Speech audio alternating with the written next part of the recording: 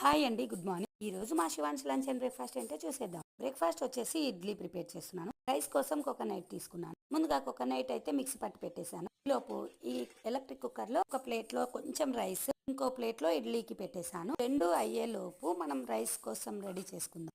ఒక ప్యాన్ లో కొంచెం ఆయిల్ వేసేసి పోపు దినుసులు, కరివేపాకు, పచ్చిమిర్చి, పన్నీర్, కొన్ని కాజు అన్ని ఫ్రై చేశానండి. అవి ఫ్రై అయ్యాక స్టవ్ ఆఫ్ చేశాక మిక్సీ పట్టుకున్న కొబ్బరిని వేసాను. ఎందుకంటే పచ్చి కొబ్బరి అస్సలు డ్రై కావద్దు, టేస్ట్ ఉండదు. ఫైనల్ గా లెమన్ పిండి వేసుకున్నాను. అది పక్కన పెట్టేసి ఇంకా శివాంశ్ బ్రేక్ఫాస్ట్ ఇడ్లీ కూడా రెడీ అయిపోయింది. ఇంకా కొబ్బరి, టమాటో, కొన్ని పల్లీలు వేసి చట్నీ చేశాను. చట్నీ మాత్రం రోజు కావాలి కాబట్టి రోజు ఒక డిఫరెంట్ గా ట్రై చేస్తాను. ఇంకా ఏది చేసినా ఫస్ట్ దేవుడికి పెట్టేసి శివాంశ్ తీసేసుకుంటాడండి. అలా డైలీ శివాంశ్ దండం పెట్టేసి టిఫిన్ తీసేసుకుంటాను. ఇంకా రైస్ అయినాక చల్లార్చుకున్నాను. చల్లారిన తర్వాతనే ఇందులో కలుపుకోవాలి. Paneer coconut rice, curd rice, snacks వచ్చేసి దానిమ్మ, ఆరెంజ్ పెట్టేశాను. నచ్చితే లైక్ అండ్ సబ్స్క్రైబ్.